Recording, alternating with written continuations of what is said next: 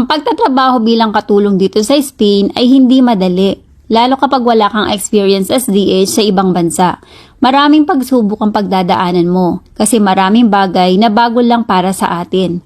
May time na iiyak ka dahil may mali kang nagawa sa trabaho mo. Huwag patatalo sa homesick. Lagi lang iisipin na after more or less than 4 years mo dito sa Spain, magiging legal ka na at makakauwi ka na din ng Pinas para makasama kahit isang buwan ng pamilya mo.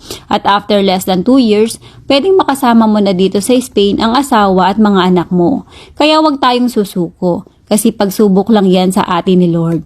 Para mas lalo tayong maging matatag. Bawat buwan na taon na lilipas, matututunan din natin ang lahat at magiging simple na ito. Unti-unti nating matutupad ang anumang dahilan natin bakit tayo nagpunta dito. Kaya kung nagpaplano kayong pumunta dito sa Spain, halina kayo kasi maraming opportunity ang nag-aantay dito. Nasa atin na lang kung paano natin mapapalawak ang ating sarili.